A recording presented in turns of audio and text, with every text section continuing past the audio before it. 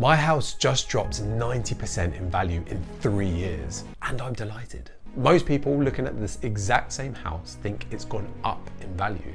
Same house, same time period, completely opposite outcomes.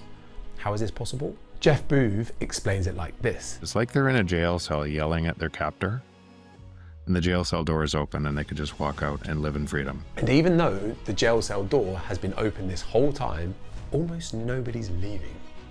Let me show you the door. Here's what's actually happening.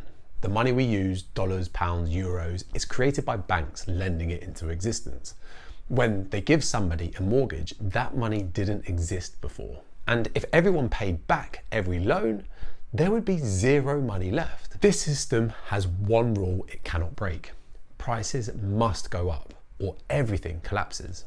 Not because things are more valuable, because the money is worth less. So we work harder every year just to stay in place.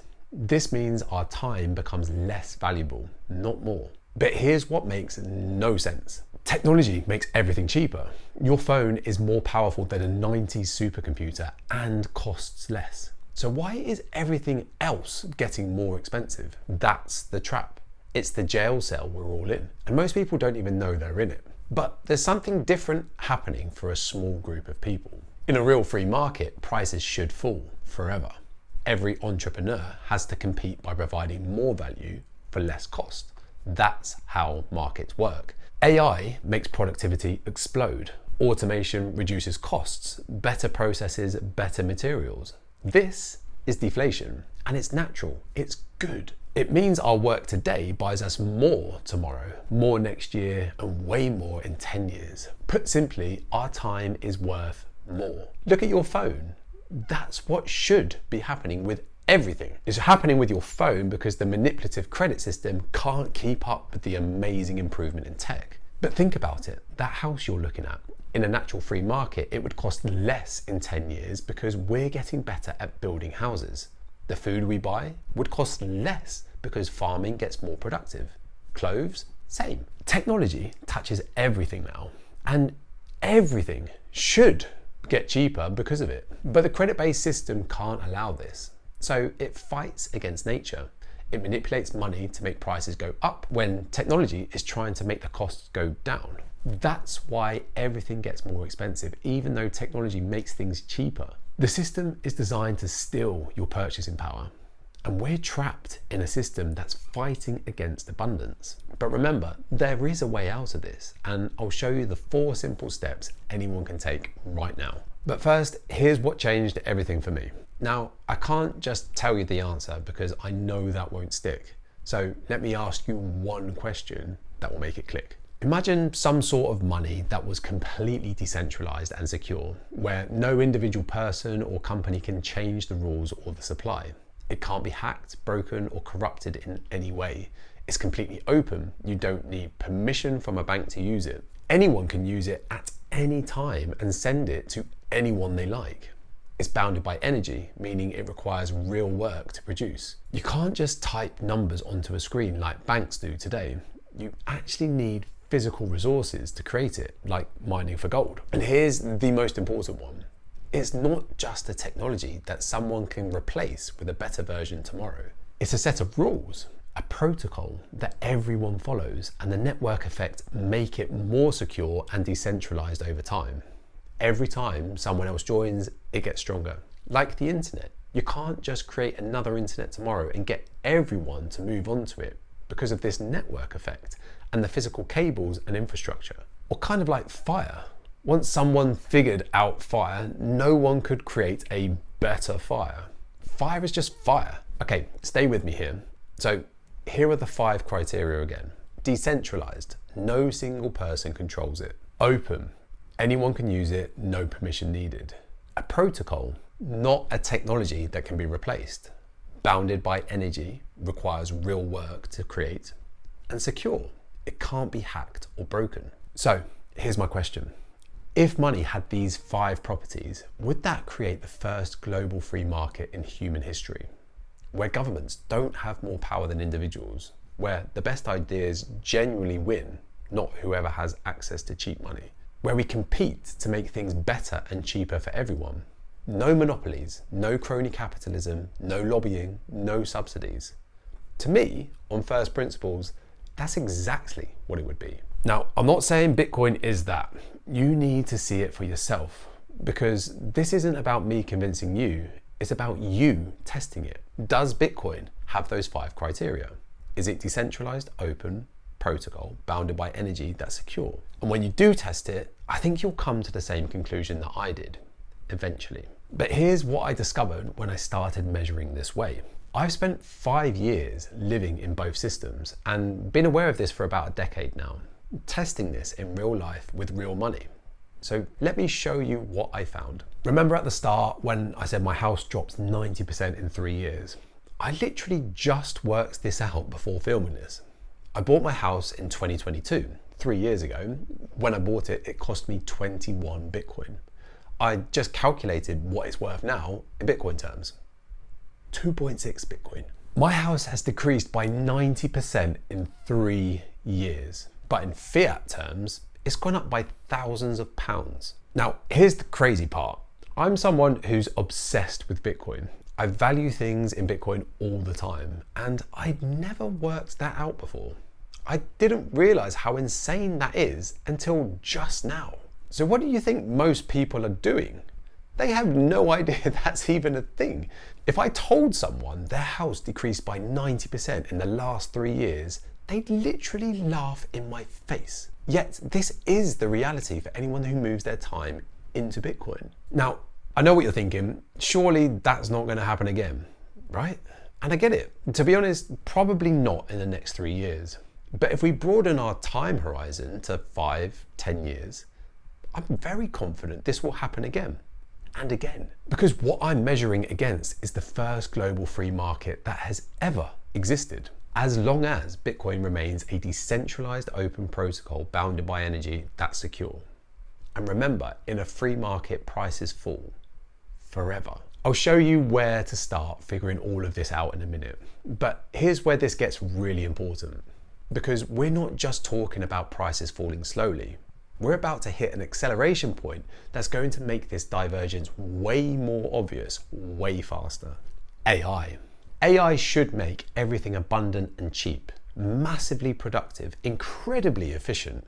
In a natural free market, AI would be the greatest gift humanity has ever received. But in the fiat system, it's going to make the trap much worse. AI is already replacing jobs.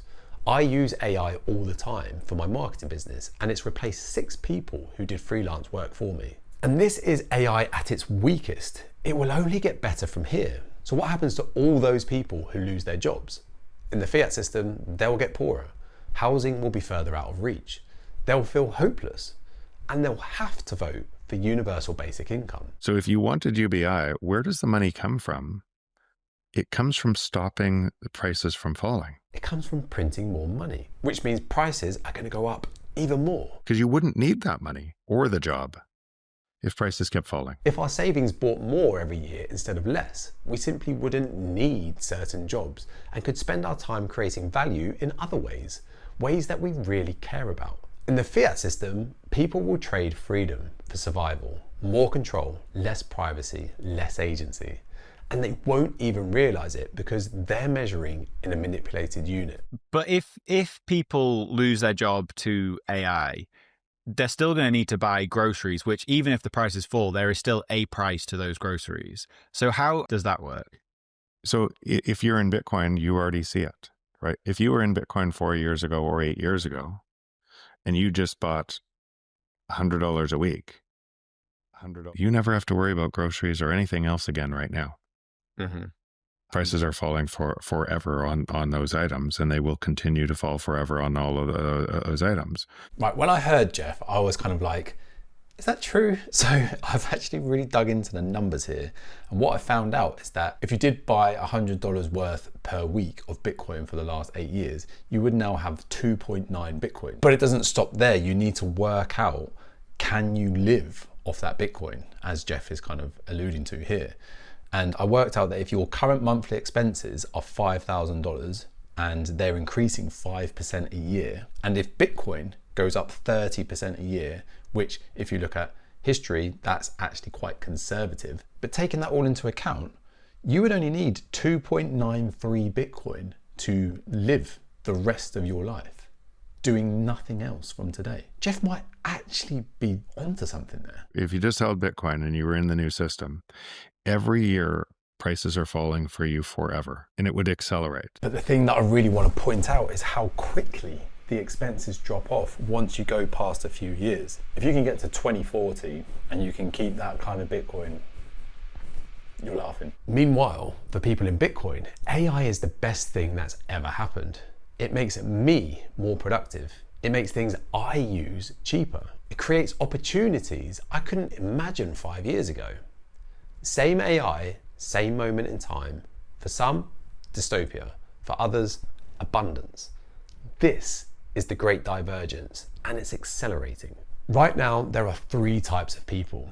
There's true Bitcoiners, pricing everything in Bitcoin, experiencing abundance. There's fiat Bitcoiners who still measure in dollars and will sell when they think they've made enough. I was here for years and I'm still really transitioning. Then there's everyone else. They haven't understood Bitcoin yet and they're getting debased without knowing it. The gap between these groups is widening every day. For people not in Bitcoin, this gets dramatically worse. We've already seen it happen. Argentina, Venezuela, Lebanon, Turkey, Zimbabwe. People who moved to Bitcoin early in these countries, they protected their families, but most didn't, and their world got destroyed. But here's what's wild. Everyone looks at those situations and thinks, I can't believe they didn't see it coming. But we're doing the exact same thing right now. It's just slower in the West. That's the only difference. Every country is dealing with the same structural problem. It just moves at different speeds. Fast in some places, slow in others, but the direction is the same. This transition is already happening right now, and it's never going to stop. There's no end date to this. Unfortunately, many people won't make it through the door in time. Now look, let's be honest about what's coming, because we're already starting to see this. Digital IDs are being rolled out across the EU and the UK. Canada froze bank accounts without trial during the trucker protests. The UK has arrested thousands of people for social media posts. Brazil banned Twitter entirely. And the wealth taxes are spreading. Norway's drove billionaires out of the country. This isn't speculation about some distant future. It's happening now. And it's painful to watch, especially when it's the people we care about. But we can't save everyone. We can only put on our own oxygen masks first. And when people see us living in a higher energy form, when our lives are getting better while theirs are getting worse, some of them will ask questions. And that's when we can show them the door. Not by saying, you donut, why didn't you listen to me? But by genuinely caring, by being living proof that there is another way. The question isn't when everyone moves, it's when you move. Because it doesn't matter what everyone else does. It matters what you do. So here's how to put on your own oxygen mask first. We don't have to understand everything to start. We don't have to go all in tomorrow. If we're spending 100% of our time in fiat land right now, try spending 1% in Bitcoin. What does 1% look like? Buy £50 worth. Read one article. Watch one video about how it works. Just get curious. Then 2%, follow a few Bitcoiners and engage. Then 4%, read a Bitcoin book or listen to some podcasts. Want to double again to 8, 16, 32, and 64%? Here's how to do it practically in 4 simple steps. 1, get into self-custody. Actually hold your own Bitcoin, not through an exchange or an ETF. Exchanges have failed. FTX, Mt. Gox, and Celsius. Billions lost. And governments can freeze accounts. We've seen it happen. Not your keys, not your coins. 2, start pricing things in sats, 100 millionth of a Bitcoin. That coffee that's $5 is now 5,000 sats. That car that is 10 grand is now 10 million sats. Change your mental framework here. 3, spend time in Bitcoin spaces. Go to meetups, join communities, be around people living in the new system. I cannot emphasize enough how much of an impact this has. Download the Primal app and get on Nostr, the decentralized social network. 4, seriously consider running a node to help make the system more decentralized and secure. And if you want the easiest and best way to actually do this and get your node and self-custody set up, you can use someone like the Bitcoin way. I've actually went through the process recently, and it just gave me so much peace of mind to make sure that I actually had these things set up in the best possible way. And that's it, I'm set for the future now. You can find out more with a free 30-minute call in the link in the description below. By doing these things, you will be infected by the hope, by the energy, and by the truth. How do I know? Because I've seen it. And once you see it, you can't unsee this. Bitcoin isn't just about getting rich.